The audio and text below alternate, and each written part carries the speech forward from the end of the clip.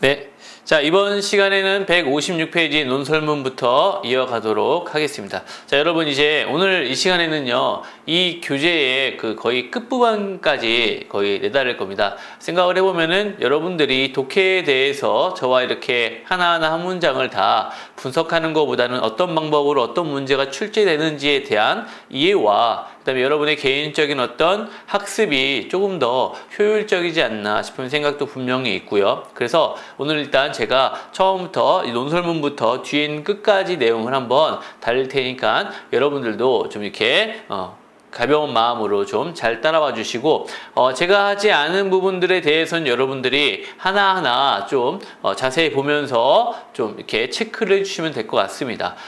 지금까지 기출문제들을 보면은요, 지금 독해지문에서의 기출문제들은 거의 딱 정형화되어 있죠. 여러분들도 봐서 알겠지만 대부분이 이제 그 주제를 찾는 문장, 그 다음에 중심 문장, 그 다음에 핵심어, 그리고 여기에서의 궁극적으로 말하고자 하는 바, 그건 역시 주제를 찾는 거죠. 표제로 맞는 것은 역시 주제와 관련되는 겁니다.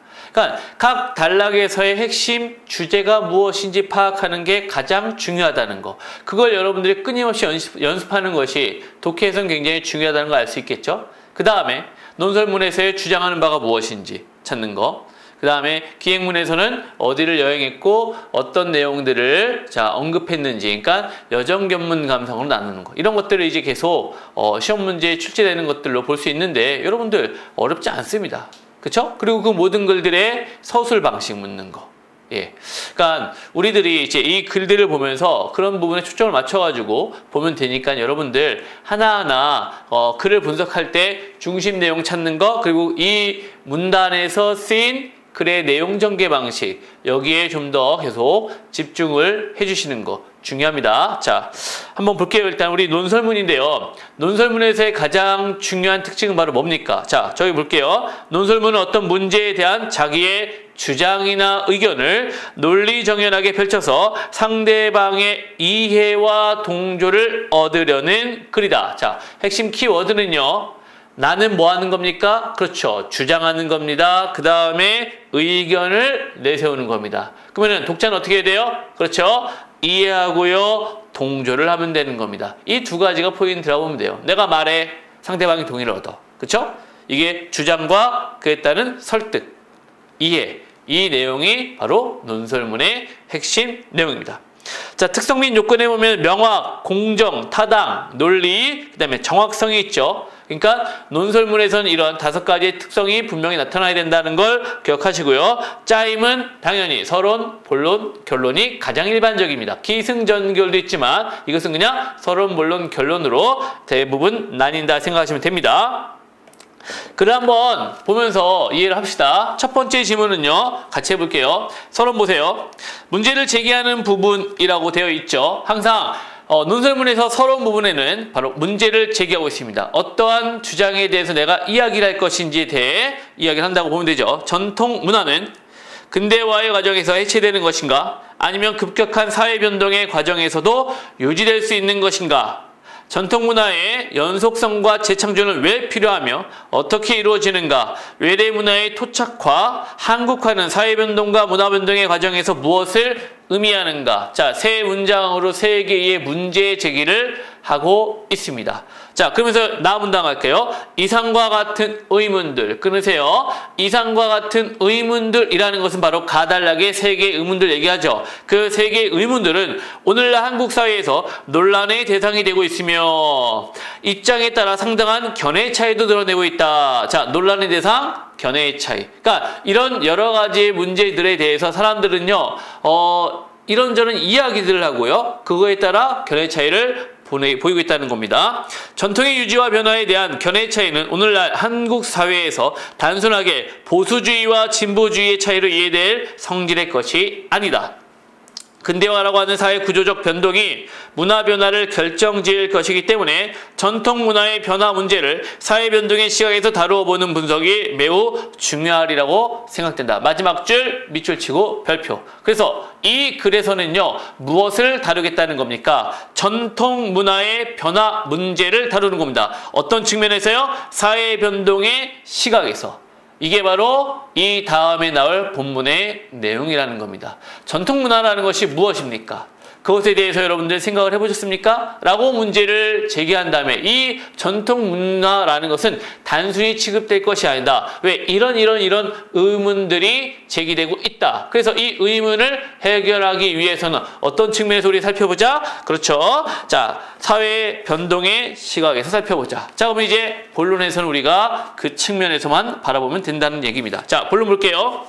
문제에 대한 의견, 주장을 펼치는 부분은 그 다음에 자, 논지의 전개와 논거의 제시, 과제의 해명 등이 나온 겁니다. 결국 본론에서는 딱 두 가지를 보시면 돼요. 주장과 그에 따른 무엇? 근거입니다. 주장과 그에 따른 근거. 주장은 당연히 주관적이라고 본다면요. 근거는 어떻게 됩니까? 객관적이 됩니다. 근거가 주관적일 때도 있습니다. 하지만 근거가 주관적일 경우에는 설득력이 떨어지게 되겠죠. 근거는 객관적이고 정확해야지만 설득력이 높아지는 겁니다. 자, 내용 보겠습니다.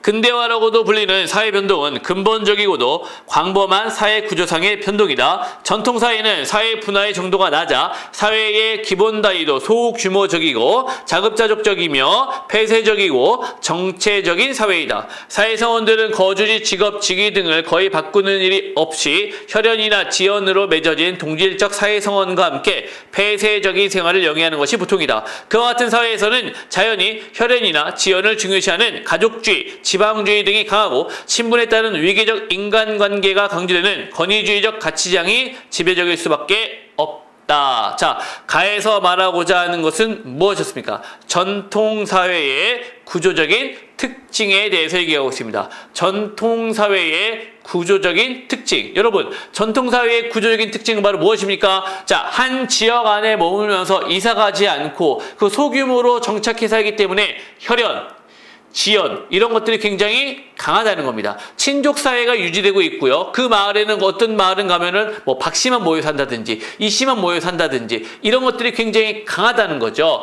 그런 특징이 바로 첫 번째 가에서 말하는 전통사회의 특징입니다. 자, 두 번째 갑니다. 근대화가 시작되면 위에서 말한 사회구조적 특징이 거의 정반대의 방향으로 바뀌게 된다. 사회분화가 진행됨에 따라 사회단위는 전체 사회가 하나의 생활단위가 되어 크게 확대되며 경제도 농경 위주의 개인적 생존 경쟁에서 벗어나 공업 위주의 대량 생산, 대량 소비의 경제로 바뀌게 된다. 표시할게요. 농경 위주의 개인적 생존 경쟁에서 벗어나 공업 위주의 대량 생산, 대량 소비의 경제로 바뀌게 된다. 자, 사회의 변화의 모습입니다. 그와 같은 사회 구조적 변동은 자연히 가치관에도 크게 변화를 일으켜 가족주의보다는 개인주의, 지방주의보다는 개방주의, 권위주의보다는 평등주의, 특수주의보다는 보편주의 등으로 바뀌게 되며 사회관계에서도 정의성, 인격성, 비공식성보다는 비정의성, 비인격성, 공식성이 더욱 강조되는 등의 변화가 일어난다. 자, 나에서는 바로 전통사회에서 근대화로 바뀌면서 나타나는 무엇? 사회의 변화 과정에 대해서 이야기하고 있습니다. 그렇죠? 근대 사회의 특징에 대해서 얘기하는데요. 근대 사회의 특징을 뭐와 비교했습니까? 전통 사회와 비교했죠. 그래서 대조의 특징이 나타나고 있습니다. 그렇죠? 대조, 전통 사회와 비교하는데 다 어떻습니까? 반대의 의견들이었죠. 다른 특징들이었죠. 그래서 대조의 방식으로 그를 전개하고 있습니다. 그러므로 근대화는 전통사회의 생활 양식에 거의 혁명적인 변화를 가져온다. 특히 급속한 근대화로 인해 전통사회의 해체 과정이 급격해진 만큼 문화도 급격한 변화를 일으킨다. 급격한 생활 양식의 변화는 전통사회 문화의 해체 과정이라고 보아도 무방할 정도이다. 자, 세 번째 단락에서 말하고자 하는 결론은 무엇이었습니까? 자, 근대화가 무엇을 일으켰다? 그렇죠. 근대화가 전통사회의 생활 양식을 변화시켰다. 즉, 근대 사회의 생활 양식의 변화의 이유에 대해서 얘기했습니다. 그렇죠? 근대 사회의 생활 변화가 왜 일어났는지에 대해서 이야기한 겁니다.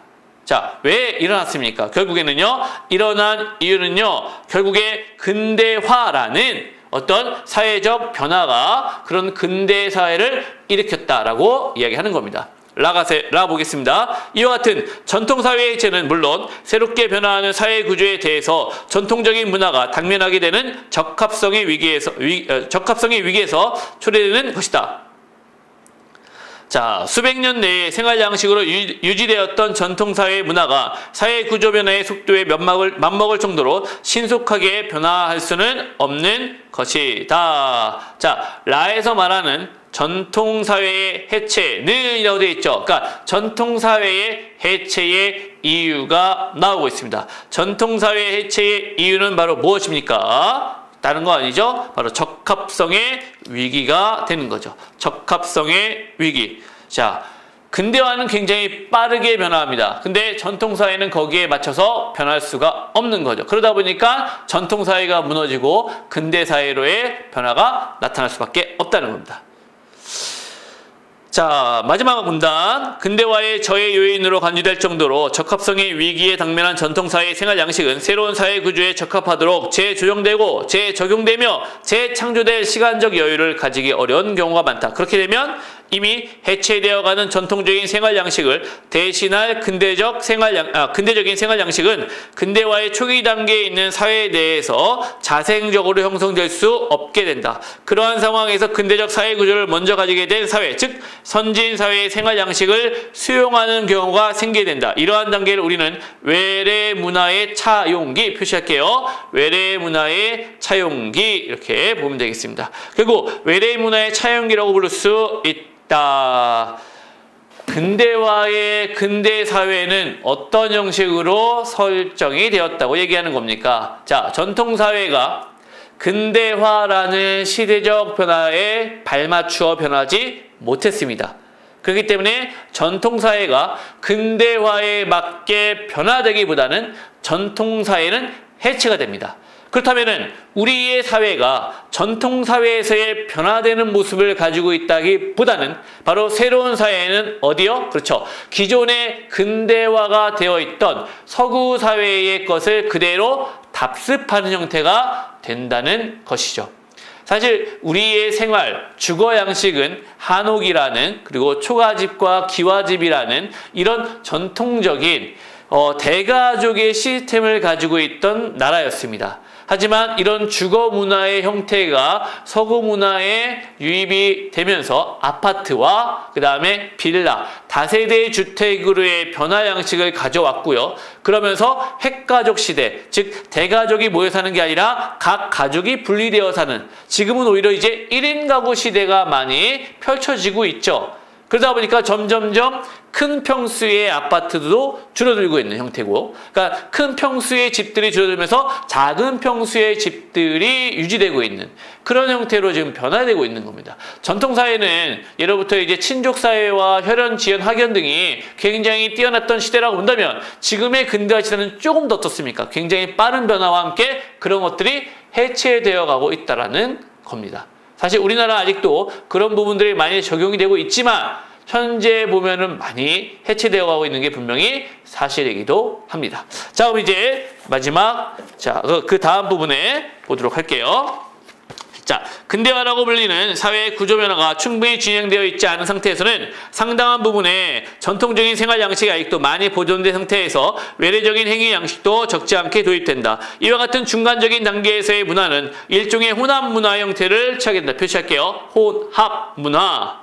이러한 단계의 문화적 특징은 생활 양식과 가치관 등에서 계층 간, 세대 간, 도시와 농촌 간의 격차가 심하고 소위 비동시적인 것에 동시적인 혼재가 일어나는 상황이다. 자, 그래서 이제 근대화로 인해서요, 지금 농촌과 도시의 모습이 굉장히 달라지고 있고요. 그런 모습들이 이제 세대 간, 도시와 농촌 간, 그 다음에 계층 간의 변화를 양상하고 있다라고 얘기하고 있습니다. 사볼게요. 과도적 혼합 문화는 적어도 세 가지의 새로운 위기에 봉착하게 된다. 자, 세 가지의 위기란 첫 번째 적합성의 위기, 둘째는 정체성의 위기, 셋째는 통합성의 위기다. 자, 과도적인 생활 양식은 전통 사회의 생활 양식의 일부와 외래적인 생활 양식의 일부가 계층 간, 세대 간, 자, 지역 간의 격차를 보이면서 서로 융합되지 않은 채로 혼재하거나 아니면 어느 정도 변질된 과거의 생활 양식이 외래적인 유형과 적당히 타협해서 일시적인 적응을 가능하게 하는 형태의 관행이 된다. 이와 같은 과도적인 행위 양식들도 행위 변화가 계속 진행됨에 따라 끊임없이 그 적합성에 새로운 도전을 받게 된다. 이게 첫 번째 적합성의 위기에 해당이 되겠죠. 두 번째 갑니다.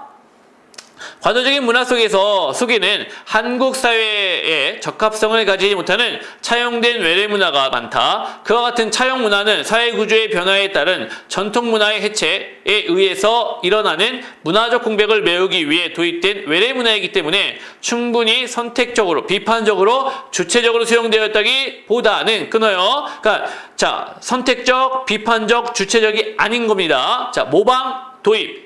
자, 모방과 도입만 급급하면서 받아들인 문화이다. 그러므로 어느 정도의 모방과 도입기를 거쳐 외래적인 행위 양식이 상당히 널리 확산되는 단계에 이르면 외래 문화는 문화적 전통의 정체를 위협하게 된다. 두 번째, 정체성의 위기에 대해서 이야기를 하는 겁니다. 자, 정체성의 위기라는 것은 결국 외래 문화가 우리 문화의 정체성을 어떻게 위협할 수 있다는 얘기입니다. 세 번째, 앞에서 말한 바와 같이 과도적인 문화는 많은 혼란과 갈등을 내포하고 있다. 전통사회의 유형과 외래적인 유형이 혼재하며 세대 간, 계층 간, 지역 간의 문화적 격차가 일어나고 명확한 규범의 부재에서 일어나는 아노미가 발생하는 등 과도적인 문화는 그 통합성의 위기에 봉착하게 된다. 세 번째, 통합성의 위기입니다. 자, 보면은요, 사문단에서 과도적인 혼합 문화의 세 가지 위기라고 이야기하면서 그 세 가지 위기를 차 문단에서요, 하나하나 자세히 설명하고 있는 겁니다. 그쵸? 그래서 적합성, 정체성, 통합성의 위기에 대한 이제 구체적인 사례를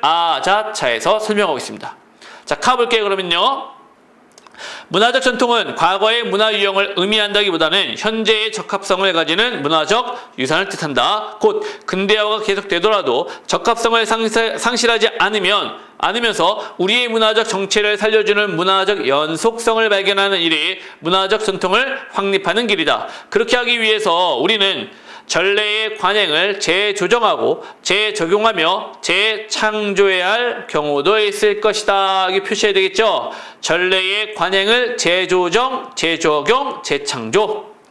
자, 문화적 전통의 확립은 적어도 세 가지 조건을 충족시켜야 한다. 그것은 근대화에 따라 진행되는 사회 구조적 변동에 맞춰 현대적 사회 구조의 높은 적합성을 가져야 한다는 조건, 그 다음에 우리 문화 고유의 문화적 특성이 존중되어야 한다는 조건, 그리고 문화적 제요소, 즉 가치와 규범 및 관행 간의 일관성과 체계성이 확립되어야 하는 문화적 통합성의 조건 등이다. 자, 세 가지 조건 다시 한번 표시를 해볼게요. 첫 번째가 바로 뭐였습니까? 적합성. 두 번째는요, 특성이 존중되는 존중성. 세 번째는요, 바로 통합성. 이겁니다.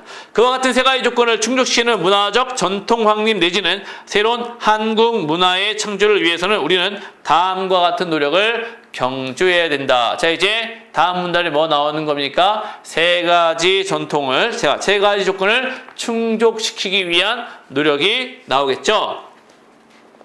자, 파보세요.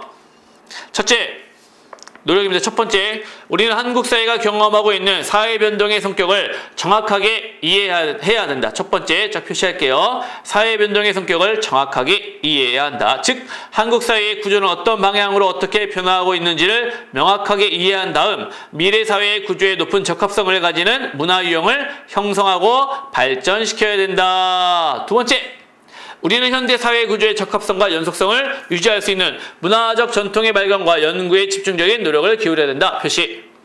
조상의 것이면 무엇이나 미화하지 않고서는 민족적 긍지를 가질 수 없다는 식의 전통주의는 불필요한 열등의식에 의해서 일어나는 과잉 반응일 뿐이다. 이보다 더 중요한 일은 오늘의 한국 사회에서 적합성을 가질 수 있는 전통의 요소가 무엇인가를 발견하는 일인 것이다. 그와 같이 진정한 문화적 전통에 대한 이해를 통해서만 우리는 한국 문화의 정체성 위기를 극복할 수 있게 되는 것이다. 셋째, 전통의 확립과 문화 창조의 과정에서 유의해야 할 점은 만일 사회 변동에 따른 문화적 적합성을 지나치게 일방적으로 강조하게 되면 문화의 정체를 상실하게 될 위험을 안게 되며 만일 문화의 정체만을 지나치게 강조하게 되면 다시 문화의 적합성의 위기를 가중시킬 위험을 초래하게 되며 또한 만일 문화의 통합성을 지나치게 강조하게 되면 문화적 획일주의에 빠져 문화의 침체를 가져올 위험이 있게 된다는 점이다. 자, 만일하면서 여러 가지, 즉 어떤 겁니까? 여러 가지의 어떤 일방적인 측면을 강조하게 되면은요, 전통 문화의 위협을 받게 된다라는 이야기입니다.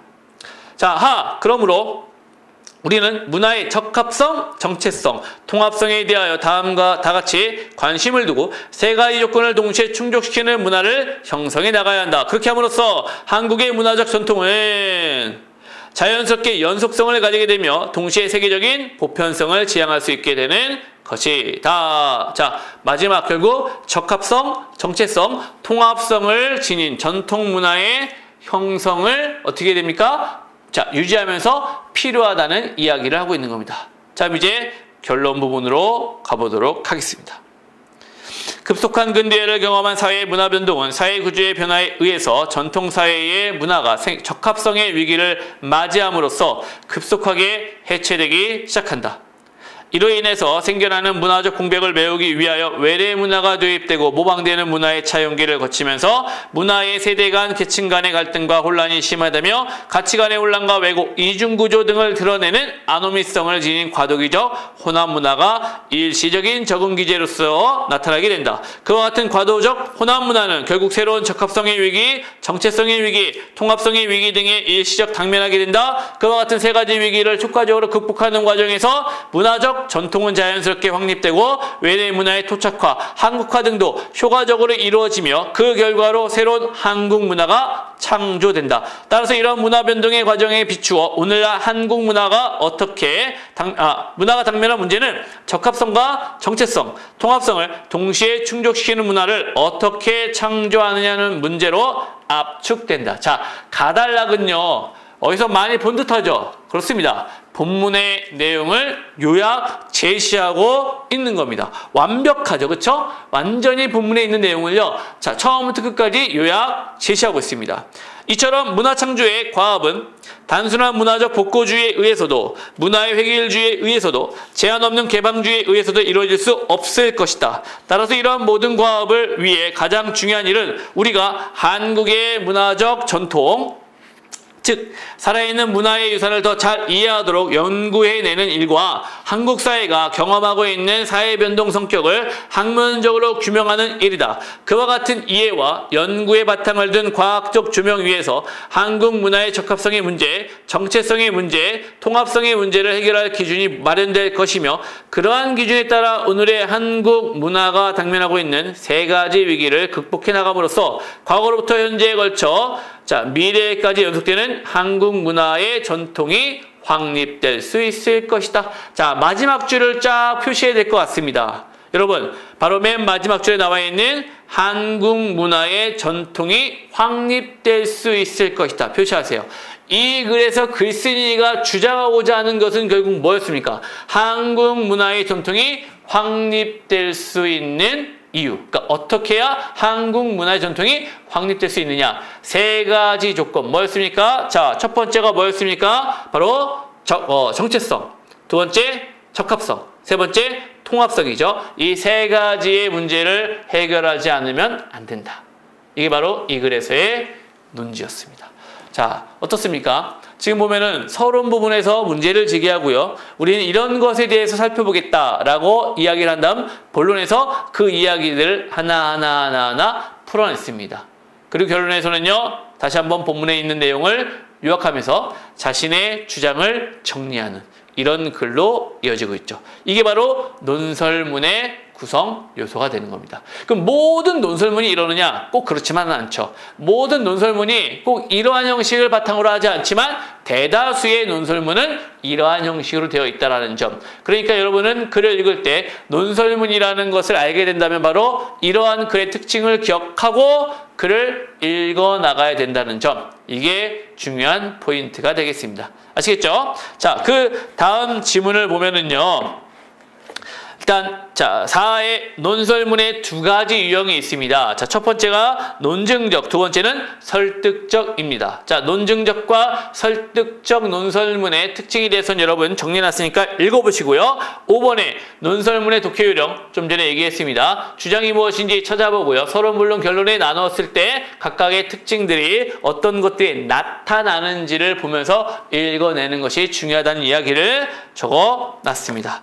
자, 주요 논설문의 이해하고 이제부터 예가 나옵니다. 자, 여기 있는 모든 것들을 하진 않습니다. 너무나 힘들고요. 여러분들이 이제 그 부분들에 대해서는요, 개인적으로 살펴볼 필요가 있습니다. 저는요, 중요한 지문 한두 개 정도만 읽고요. 다른 이제 파트로 넘어가도록 하겠습니다. 첫 번째 이제 기미독립선언서는 예전에 좀 많이 나왔습니다. 근데 현재 이제 7차 교과서 과정에서는 빠져 있는 상태고요. 그리고 이제 교과서가 중고등학교가 지금 몇 종으로 바뀌었죠. 그렇죠? 그렇기 때문에 그 안에 이제 실려있지 않은 글들에 대해서는 나오는 게 쉽지 않다라는 겁니다. 기미독립선언서는 옛날에 수업할 때도 굉장히 어려워했고요.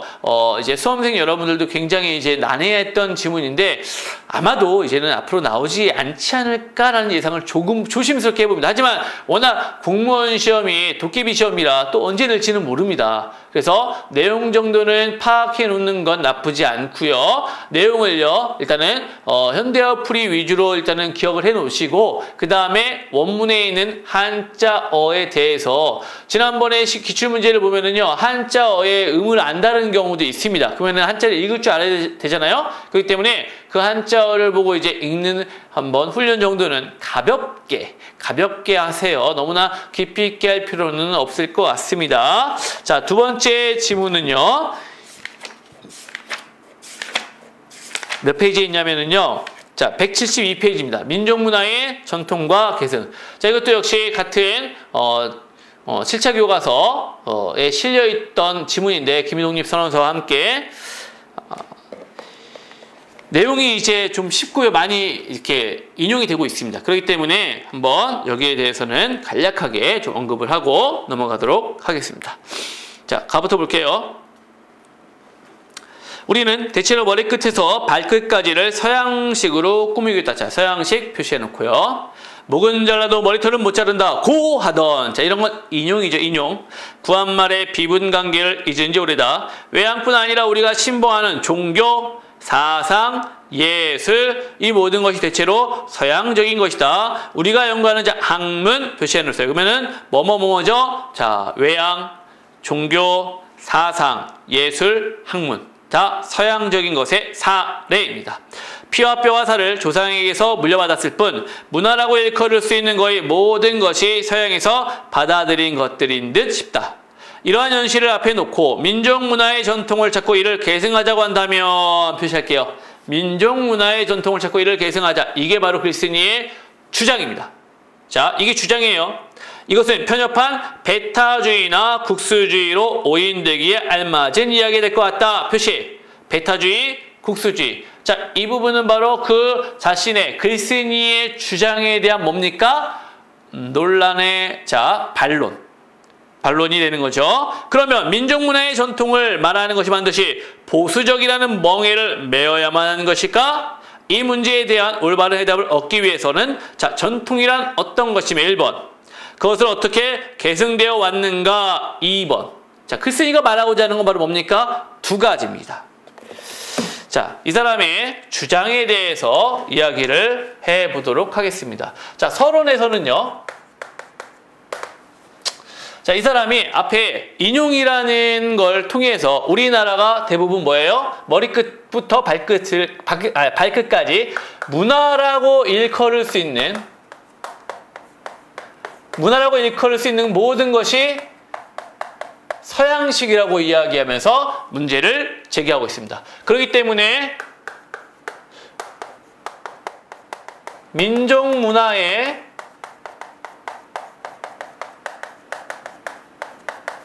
전통을 찾고 이를 계승하자라는 게 이게 글쓴이의 주장이 되는 거죠. 자, 거기 보죠. 다시 한번 민족문화의 전통을 찾고 이를 계승하자. 주장이라고 그랬죠. 근데 이제 이거에 대한 오해가 뭡니까? 자, 반론. 국수주의, 배타주의. 이게 이제 오해를 받는다는 거죠. 그럼 이 오해를 풀기 위해서 자신은 또 다른 다시 주장하겠다는 겁니다. 첫 번째 주장이 바로 뭡니까? 바로 전통이란 무엇이냐? 자, 전통이란 무엇이며 그 다음에 어떻게 계승을? 자, 어떻게 계승되어 왔느냐? 이 두 가지에 대해서 이야기하겠다는 얘기입니다. 이게 서론에서 이 글의 흐름이 되는 거죠. 자, 글의 흐름을 보이시죠? 그러니까 주장을 여기서 먼저 제시했습니다. 근데 그 주장에 대한 반론이 있다는 거죠. 그래서 내가 그 반론을 어떻게 다시 한번 뒤집어 보겠다. 결국 자신의 주장이 맞다라는 것을 본론에서 확인을 시켜주겠다는 거죠. 그러면 이 글에서의 본론은 바로 어디에 초점을 맞추는 겁니까? 그렇죠. 이 오인에 대한 반론, 여기에 핵심을 맞추겠죠. 자, 그럼 이제 본론의 내용을 보겠습니다. 연안박지원은 너무도 유명한 영정시대의 북학파의 대표적 인물 중에 한 사람이다. 그가 지은 열하일기나 방경각 외전에 실려있는 소설이 몰락하는 양반사회에 대한 신랄한 풍자를 가지고 있을 뿐 아니라 문장이 또한 기발하여 그는 당대의 허다한 문사들 중에서도 최고봉을 이루고 있는 것으로 추앙되고 있다. 그러나 그의 문학은 배관기설을 따르고 고문을 본받지 않았다 하여 하마터면 열하일기가 촛불의 재로 화할 뻔한 아슬아슬한 장면이 있었다. 말하자면 연암은 고문파에 대한 반항을 통하여 그의 문학을 건설한 것이다. 그러나 오늘날 우리는 민족문화의 전통을 연암에게서 찾으려고 할지언정 고문파에서 찾으려고 하지 않는다. 이 사실은 우리에게 민족문화의 전통에 관한 해명의 열쇠를 제시하여 주는 것은 아닐까? 자, 해명의 열쇠 표시를 하겠습니다. 자, 여기서 해명의 열쇠라는 것은 결국 이제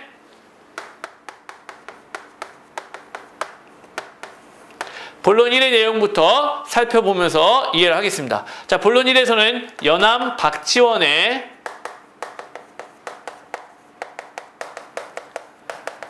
사례를 제시했습니다.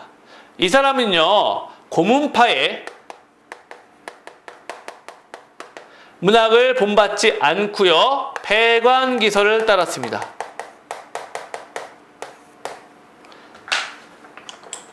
바로 이 고문파라는 게 무엇입니까? 당시의 전통이 되는 겁니다. 이거는요, 전통이 아닌 것이 되는 거죠. 하지만 오늘날의 문학은 바로 뭡니까? 이 폐광기설을 따랐던 연암 박지원의 문학을 오히려 전통으로 삼다는 겁니다. 즉, 해명의 열쇠라는 것은 당시의 전통, 즉 기존의 질서를 뭐하는 거요? 거부하고 반항한 문학이 오히려 현재의 전통이 되었다. 이게 바로 해명의 열쇠가 된다는 얘기겠죠. 자, 그럼 두 번째 단락으로 넘어갈게요. 전통은 물론 과거로부터 이어온 것을 말한다. 표시할게요. 자, 이제 전통의 개념에 대해서 얘기하고 있습니다. 자, 여기다 정리할게요. 과거로부터 이어온 거.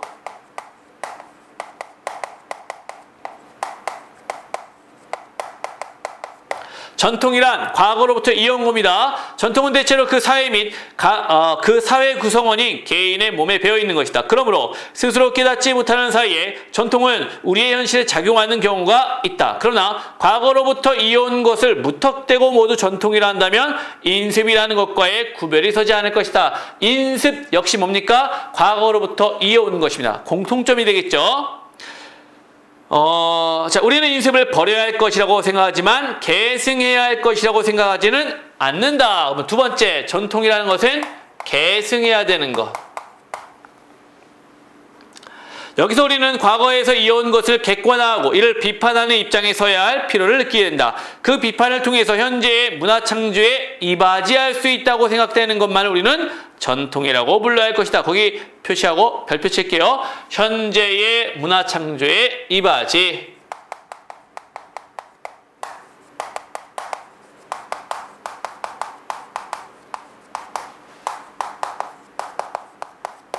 자, 세 가지. 과거로부터 이어온 것, 계승해야 할 것, 현재 문화 창조에 이바지하는 것. 이걸 바로 무엇이다? 전통이다 라고 설명하고 있습니다.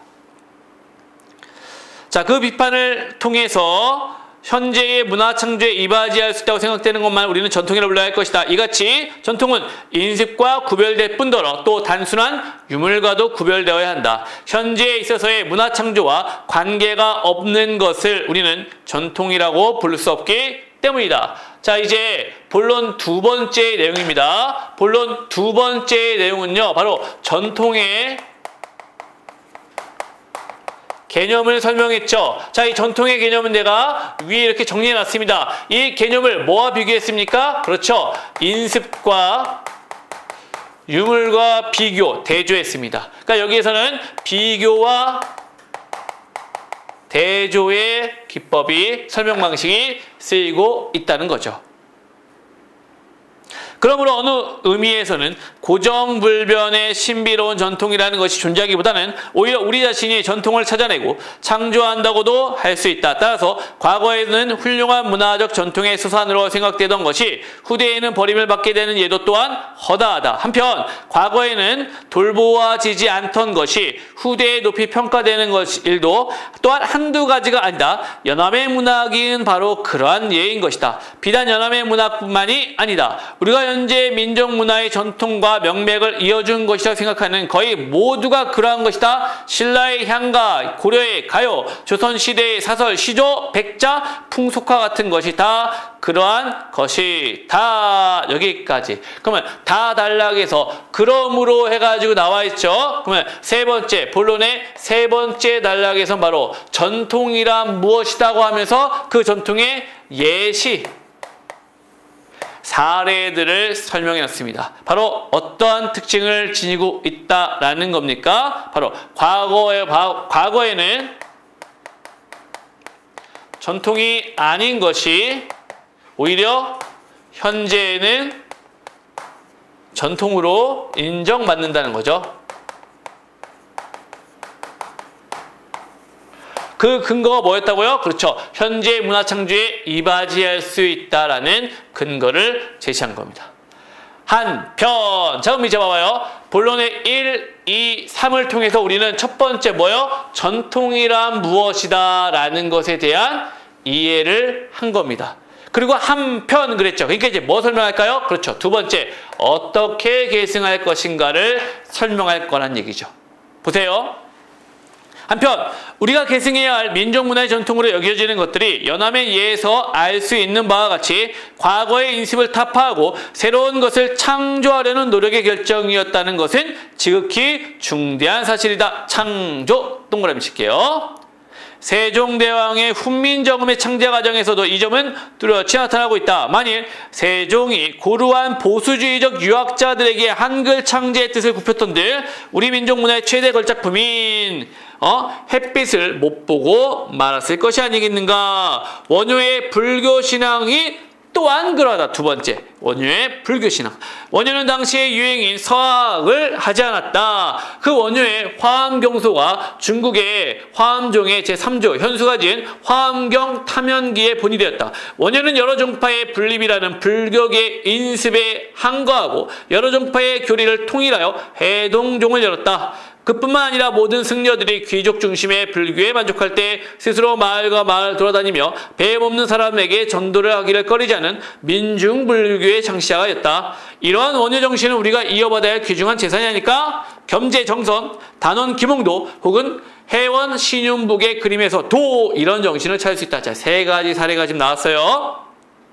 이들은 화보 모방주의의 인습에 반기를 들고 우리나라의 정치가 넘치는 자연을 묘사했다. 덕에 그들은 산수와 인무아래에 말라붙은 조선시대의 화풍에 항거하여 밭가는 농부, 대장간의 풍경, 서당의 모습, 씨름하는 광경, 그네 뛰는 안악내 등 현실 생활에서 제재를 취한 풍속화를 대담하게 그렸다. 이것은 당시에 있어서 혁명과도 같은 사실이었다. 그러나 오늘날에는 이들의 그림이 민족문화의 훌륭한 유산으로 생각되고 있는 것이다.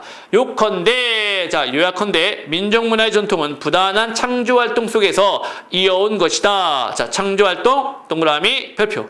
따라서 우리가 계승해야 할 민족 문화의 전통은 형상화된 물건에서 받는 것도 있지만 한편 창조적 정신 동그라미 그 자체에도 있는 것이다. 자, 지금 보면은요. 이제 두 번째 단락 본론 이제 4, 5, 6인데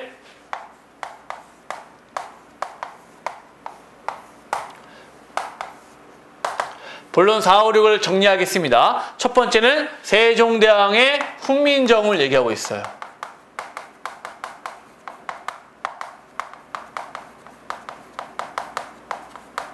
그 다음에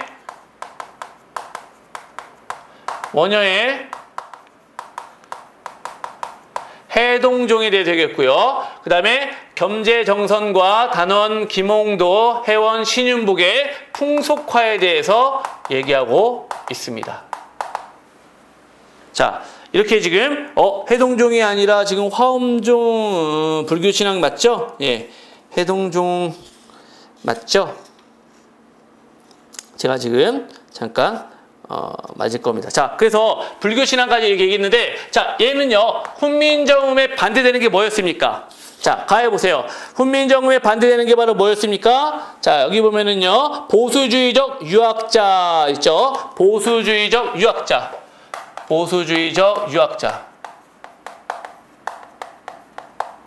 이들이고요. 자, 얘는요, 바로 뭐였습니까? 당시에 귀족 중심의 불교, 그 다음에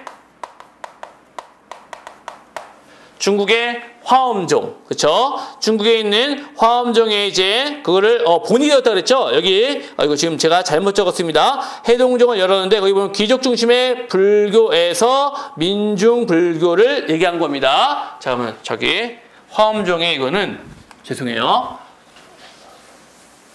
화엄종에 영향을 준 겁니다. 그래서 귀족 중심의 불교와 해동종이 된 겁니다. 자, 그럼 풍속화는 바로 뭡니까? 당시에 자, 거기 세 번째 보면은요, 당시에 무엇이었습니까? 자, 산수화나 인무라에 말라붙은 되어 있어요. 산수화나 인무라였습니다.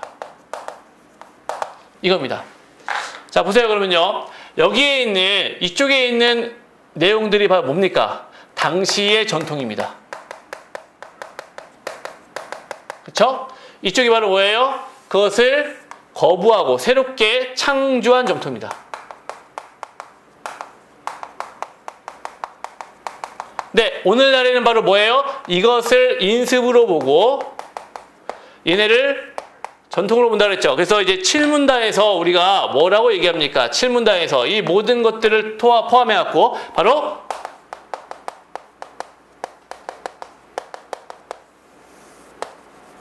창조 정신을 이야기하고 있는 겁니다. 자, 다시 한번 어떻게 계승했다고요? 바로 창조 정신을 통해서 계승했다는 이야기입니다. 맞죠? 한편 창조적 정신 그 자체입니다.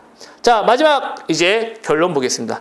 이러한 의미에서 민족문화의 전통을 무시한다는 것은 지나친 자기학대에서 나오는 편견에 지나지 않을 것이다. 따라서 첫머리에 제기한 것과 같이 민족문화의 전통을 계승하자는 것이 국수주의나 배타주의가 될 수 없다. 오히려 왕성한 창조적 정신은 선진 문화의 섭취에 인색하지 않을 것이다. 자, 여기 보니까요, 이 두 가지를 통해서 오히려 국수주의나 배타주의, 국수주의는 뭡니까? 자기 나라 것을 지키는 것, 배타주의는 남을 배격하는 거죠. 이 두 가지의 전통이 오히려 기존의 것을 거부하고 새롭게 창조하여 얻어낸, 그리고 이어왔지만 새롭게 창조하면서 현재 문화 창조에 이바하지 않는 이런 전통이라는 개념을 살펴봤더니 이것이 오히려 이것을 거부하게 되는 거죠. 그렇기 때문에 자, 민족문화의 전통을 찾고 이를 계승하자고 한다는 것은 국수주의나 배타주의가 될 수 없다. 결국 이 주장을 옳은 것이다 라고 자기 주장을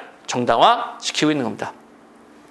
마지막 문단입니다. 다만 새로운 민족문화의 창조가 단순히 과거의 묵수가 아닌 것과 마찬가지로 단순한 외래문화의 모방도 아닐 것임은 스스로 명백한 일이다. 자, 묵수도 그냥 지키는 것도 아니고요. 그냥 모방하는 것도 아닙니다. 외래 문화도 새로운 문화의 창조에 이바지함으로써 뜻이 있는 것이고 그러함으로써 비로소 민족 문화의 전통을 더욱 빛낼 수가 있는 것이다. 외래 문화를 우리가 어떻게 하라는 얘기입니까? 받아들일 때 단순하게 받아들이는 것이 아니라 어떻게 해요? 그렇죠. 우리 문화에 맞게 변형시켜서 우리가 창조하는 것이 중요하다라는 것을 이 글에서 말하고 있는 것입니다. 자, 이해되셨습니까? 이게 바로 이제 민족 문화의 전통과 자, 이제 계승에 대해서 얘기를 하는 겁니다. 자, 이해는 되셨죠? 그러니까 이런 글들을 분석을 할 때 보면은요, 글의 내용에 대해서 항상 서론 부분에 뭐가 나오냐면요, 글쓴이의 자신의 주장이나 또는 주장을 내세우기 위한 문제 제기가 나오게 돼 있습니다. 그 문제 제기를요, 서론의 맨 마지막 문장에 거의 많이 합니다. 그랬을 때 우리가 그걸 살펴보면은 본론의 내용이 무엇인지 살펴볼 수가 있어요. 그래서 그 본론의 내용이 이 두 가지를 어떻게 이끌어가고 있는지에 대해서 살펴보고요. 만약 이런 내용이 여기에 나오지 않은 내용이 나왔다. 그럼 어떻게 돼요? 그건 통일성을 해치는 것이기 때문에 삭제를 해야 되는 겁니다. 이런 글의 흐름을 여러분들이 잘 보시고 파악하는 것이 굉장히 중요하다는 것 반드시 기억을 하시기 바라겠습니다. 자, 그럼 이제 세 번째 학문의 목적, 네 번째 독서와 인생, 다섯 번째 기회론, 여섯 번째 나의 소원, 일곱 번째 내가 원하는 저기 어디 갔냐? 민주주의 한국의 청사진, 여덟 번째 영상매체 시대의 책 넘어가고요. 아홉 번째 자, 간디의 물레 넘어가고요. 열 번째 황소개구리와 우리말 이것도 다 넘어가도록 하겠습니다. 자, 11번 유제론 잠깐 볼게요. 자, 11번 유제론 같은 경우는요. 고전이기 때문에도요. 이제 아직도 많이 이용이 될 수 있습니다. 여러 책에 아직도 실려 있고 얘는요. 그렇기 때문에 한 번쯤 살펴봐야 될 부분입니다. 자, 위 글은 당시 우리나라의 신분제도에 의한 차별과 그로 인한 인재등용제도의 모순을 강도 높게 비판하면서 인재를 고르게 낸 하늘의 뜻을 받들어 인재를 골고루 등용하자는 주장을 하고 있다. 자, 주제가 바로 뭡니까? 인재를 골고루 등용하자는 주장입니다. 그쵸? 자, 이런 그의 주장은 최초의 한글 소설로 알려진 홍길동전에도 드러나 있다. 자, 가 부분 볼게요. 우리나라는 땅덩어리가 좁고 인재가 드물게 나서 예부터 걱정거리였다. 더구나 조선시대에 들어와서는 인재 등용의 길이 더 좁아져서 대대로 명망 있는 집 자식이 아니면 좋은 벼슬자리를 얻지 못하고 바위구멍과 띠풀 지붕 밑에 사는 선비는 비록 뛰어난 재주가 있어도 억울하게도 등용되지 못한다. 과거에 합격하지 않으면 높은 지위를 얻지 못하고 비록 덕이 훌륭해도 과거를 보지 않으면 재상자리에 오르지 못한다. 하늘은 재주를 고르게 주는데 이것을 명문의 직과 과거로서 제한하니 인재가 늘 모자라 걱정하는 것은 당연하다. 동서고금에 첩이 낳은 아들의 재주를 쓰지 않는다는 말을 듣지 못했다. 우리나라만이 천한 어미를 가진 자손이나 두 번 시집간 자의 자손을 벼슬길에 끼지 못하게 한다. 조선시대 인재 등용의 현실, 문제점을 지적하고 있습니다. 자, 거기다 써놓을게요. 필기할게요. 조선시대의 인재 등용의 문제점. 조선시대 인재 등용의 문제점. 자, 바로 뭐로 차별한다는 겁니까? 그렇죠. 가난한 사람을 차별합니다. 그 다음요, 서자를 차별합니다. 즉, 신분이나 재산, 지위 이런 걸로 차별한다는 얘기입니다. 그래서 이제 차별이라는 것이 인재 등용의 문제점입니다. 아시겠죠? 인재 등용의 문제점, 차별. 조망만하고 더욱이 양쪽 오랑캐 사이에 끼어있는 이 나라에서 인재를 제대로 쓰지 못할까 두려워해도 더러 나란 일이 제대로 될지 점칠 수 없는데 도리어 그 길을 스스로 막고서 우리나라에는 인재가 없다고 탄식한다. 이것은 남쪽 나라를 치러가면서 수레를 북쪽으로 내달리는 것과 무엇이 다르겠느냐라는 것은요. 비유죠. 그쵸? 비유를 통해서 바로 얼토당토하는 소리이다라고 이야기하는 겁니다. 참으로 이웃나라가 할까 두렵다. 한낱 여인네가 원한을 품어도 하늘이 마음이 언짢아 온유월에도 서리가 내리는데 이것도 보니까 여인이 한을 품으면 온유월에 서리가 내린다. 자, 속담, 격언 등을 인용하는 내용이죠. 풍유법입니다. 하물며 원망을 품은 사내와 원한에 찬 호러미가 나라의 반을 차지하니 화평한 기운을 불러오기는 어려우리라. 자, 인재 등용의 문제점에 대해서 뭐 하는 거죠? 비판하고 있는 겁니다. 우리나라 인재 등용의 문제점은요. 가장 큰 것이 무엇으로 얘기할 수 있습니까? 그렇죠. 현재도 마찬가지입니다. 바로 친인척. 자기가 알고 있는 사람들, 그러니까 가까운 사람들이나 자기의 자식이거나 이런 사람들에게 이걸 물려준다라는 게 문제점이죠. 얼마 전 신문에도 나왔었죠. 뭐 이거는 계속 비일비재했던 사건이지만 한 사립학교에서 그 학교의 교원, 그러니까 교직원이죠. 그 선생님들과 행정실 직원들의 50%가 친인척 관계라는 그런 놀라운 사실이 나왔죠. 그 학교에서 최근에 채용했던 교사가 188대 1? 이걸 뚫고 이렇게 됐는데 알고 봤더니 이사장의 조카? 정말 대단하죠. 나머지 187명은 뭐가 된 겁니까? 들러리죠. 네. 이게 지금 이제 우리나라의 현실이라는 겁니다. 그러한 선생님들 밑에서 배우는 학생들, 과연 올바로 배울 수 있을까요? 바로 이런 것들에 대한 문제점을 제기하는 겁니다.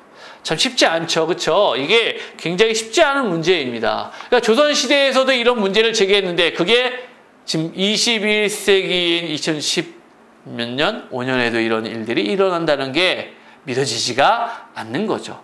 자, 계속 갑니다. 옛날에 이어진 인재는 보잘것없는 집안에서 많이 나왔었다. 그때에도 지금 우리나라와 같은 법을 썼다면 범중엄이 제상 때에 이런 공업이 없었을 것이요 진간과 반양기는 곧은 신하라는 이름을 얻지 못하였을 것이며 사마양저 위청과 같은 장수와 왕부의 문장도 끝내 세상에서 쓰이지 못하였을 것이다. 자, 이거 뭐예요? 다른 나라의 사례를 제시함으로써 좋은 인재라는 것은 바로 신분이나 이런 것에 대한 차별을 두면 안 된다라는 얘기입니다. 마지막, 하늘이 있는데도 사람이 버리는 것은 하늘을 거스르는 것이다. 하늘을 거스르고도 하늘의 나라를 길이 유지하게 해달라고 비는 것은 있을 수 없는 일이다. 나라를 다스리는 자가 하늘의 순리를 받들어 행하면 나라의 명맥을 훌륭히 계속 지킬 수 있을 것이다. 올바른 인재 등용의 자세에 대한 설명입니다. 자, 올바른 인재 등용이 바로 무엇입니까? 객관적이고 합리적인 기준을 통하여 올바른 인재를 이제 채용을 하자라는 것입니다. 근데 인재라는 걸 뽑을 때 보면은요, 저도 이제 누군가를 이제 선택을 할 때 같은 어떤 스펙이라고 그러죠, 요즘. 그런 스펙을 지니고 있을 때 팔이 안으로 굽는다고 해서 내가 아는 사람을 뽑는 것이 더 당연한 일입니다. 그건 어쩔 수 없는 어떤 인간의 마음인 것 같아요. 그러나 그런 비슷한 스펙도 아니고 비슷한 능력이 아님에도 불구하고 무조건 나의 친인척이다. 이래서 그 사람을 뽑는다는 것은 굉장한 문제점이라는 거죠. 그렇다고 무조건 내 친인척이라고 해서 배척하는 것도 문제가 되는 겁니다. 객관적인 근거와 자료들을 통해 가장 올바른 인재를 등용할 수 있는 그런 시스템을 마련해서 좋은 인재를 선발하는 것이 바로 국가의 경쟁력이라는 얘기죠. 그래서 이제 우리 공무원은 올바른 인재를 뽑기 위해 이런 시험을 치르는 것이 아니겠습니까? 이것도 하나의 문제라면은 문제죠. 왜? 똑똑한 사람들, 지식이 있는 사람들만 뽑죠. 그러니까 어떤 다른 부분을 테스트할 수 있는 영역이 쉽지 않다라는 얘기입니다. 그래도 가장 객관적이라고 할 수 있는 시험을 보기 때문에 이런 제도를 통해서 인재가 되기 위해 여러분들이 지금 준비를 하고 있는 것이 아니겠습니까? 그러니까 올바른 인재 등용에 대한 이야기는 끊임없이 제기될 수 있는 부분이기 때문에 허균의 유죄로는 반드시 잘 공부를 해두시고, 그러면 결국 주장은 무엇입니까? 올바른 인재 등용을 하자. 그리고 현재의 인재 등용의 문제점을 비판. 자, 서술 방식은 뭐가 있었죠? 자, 서술 방식에는요, 비유도 있었고요, 비교도 있었고요, 그 다음에 뭐도 있었죠? 그 다음에 예시도 있었고요. 그렇죠? 고사 인용도 있었습니다. 이런 것들을 우리가 살펴보면서 이 글의 특징을 우리가 정리를 해놓으면 되겠습니다. 자, 12번 우리의 미술 넘어가고요. 13번에 호민눈 역시 별표 칠게요. 자, 허균의 호민눈 역시 되게 중요한 내용입니다. 간략하게 빨리 살펴볼게요. 자, 천하에 두려워야 할 대상은 오직 백성뿐이다. 백성은 홍수나 화재 또는 호랑이나 표범보다도 더 두려워해야 한다. 그런데도 윗자리에 있는 사람들은 백성들을 업신여기면서 가혹하게 부려먹는데 어째서 그러한가? 자, 이게 바로 백성들을 가혹하게 부려먹는 현실에 대한 문제 제기를 하고 있습니다. 이미 이루어진 것을 여럿이 함께 즐거워하고 늘 보아오던 것에 익숙하여 그냥 순순하게 법을 받들면서 윗사람에게 불임을 당하는 사람들은 항민이다. 항민 표시. 이런 항민은 두려워할 것이 없다. 모질게 착취당하여 살가죽이 벗겨지고 뼈가 부서지면서도 집안의 수입과 땅에서 산출되는 것을 다 바쳐서 한없는 요구에 임하지하느라 혀를 차고 탄식하면서 윗사람을 미워하는 사람들은 원민이다. 원민 표시. 이러한 원민도 굳이 두려워할 필요가 없다. 자신의 자취를 푸죽간에 숨기고 몰래 딴 마음을 품고 세상을 흘겨보다가 혹시 그때 어떤 큰일이라도 일어나면 자기의 소원을 실행해 보려는 사람들을 호민이다. 호민 동그라미. 이 호민은 몹시 두려워해야 할 존재이다. 호민이 나라의 허술한 틈을 엿보고 일의 형편을 이용할 만할 때를 노리다가 팔을 떨치며 밭두렁 위에서 한번 소리를 지르게 되면 원민은 소리만 듣고도 모여들어 모의하지 않고서도 소리를 지르고 항민도 또한 제살길을 찾느라 호미 고물의 창자루를 가지고 쫓아가서 무도한 놈들을 죽이지 않을 수가 없는 것이다. 자, 백성의 세 가지 유형이었습니다. 첫 번째 항민, 두 번째 원민, 세 번째 호민. 누가 제일 무섭다고요? 그렇죠. 호민이 제일 무섭습니다. 호민이 제일 무서워요. 진나라가 망한 것은 진승과 오광 때문이었고 한나라가 어지러워진 것은 황건적 때문이었다. 진승, 오광, 황건적 표시. 이 사람들 다 뭐의 종류일까요? 당연히 호민의 종류였겠죠. 당나라가 쇠퇴하자 왕선지와 황소가 그 틈을 타고 일어났는데 마침내 백성과 나라를 망하게 한 뒤에야 그쳤다. 이러한 일들은 모두 백성들에게 모질게 굴면서 저만 잘 살려고 한 죄의 대가이며 호민들이 그러한 틈을 잘 이용한 것이다. 하늘이 임금을 세운 것은 백성을 돌보게 하기 위해서였지 한 사람이 위에서 방자하게 눈을 부릅뜨고서 계곡같이 커다란 욕심을 부르리라고 한 것은 아니었다. 진나라, 한나라 이후에 화란 당연한 결과였지 불행했던 것은 아니었다. 결국 나라에서 호민을 두려워하지 않고 마음대로 했다가 망한 사례에 대해서 이야기하고 있습니다. 그렇죠? 이것도 이제 사례니까 예시와 함께 고사 인용도 되는 겁니다. 옛날 이야기를 인용한 사례가 되는 겁니다. 자, 그런데도 윗사람들이 태평스레 두려워할 줄 모르고 우리나라에는 호민이 없다고 생각한다. 불행하게도 견훤이나 궁예 같은 자가 나와서 몽둥이를 휘두른다면 근심하고 원망하던 백성들이 가서 따르지 않으리라고 어떻게 보증하겠는가?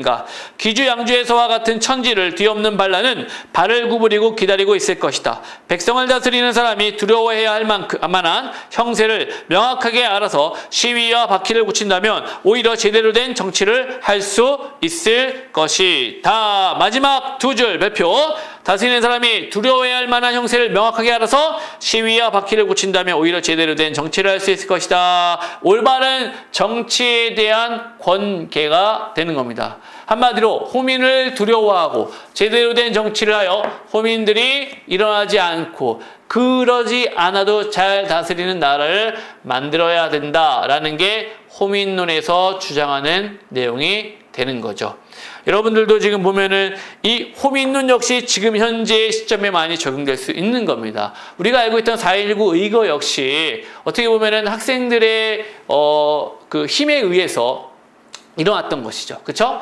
나라가 두려워하지 않다 보니까 학생들이 자기들 힘으로 일어나고 그래서 백성들이, 그러니까 우리 국민들이 다 같이 참여하게 되는 그러한 사건들이 됐었죠. 현재에도 많이 그렇지만 사실 최근에는 이러한 호민 같은 사람들이 많지는 않죠. 그러나 어떤 뭐라 그러죠? 갑질 논란 이런 것들을 봤을 때 꼭 정부의 일일 뿐만이 아니라 어떤 사건에 위에서 권력을 쥐고 있는 자가 부당한 권력을 행사했을 때 어떻게 보면 이제 페이스북이나 뭐 트위터 같은 SNS 계정을 통한 호민들이 자주 나타나죠. 그 사람들이 주동을 해서 많은 사람들이 댓글을 달고 선동을 하면은 그러한 부분들이 또다시 고쳐지게 되는, 현재는 어떤 그런 시스템으로 좀 운영이 되는 것 같아요. 밖에 나가서 이렇게 시위하는 사람들이 많이 있다기보다는요. 그래서 이러한 호민들을 경계해야지만, 그러니까 호민들을 두려워하고 정치를 잘해야지만 나라가 제대로 설 수 있다라는 글의 내용이었습니다. 그런 주장이었던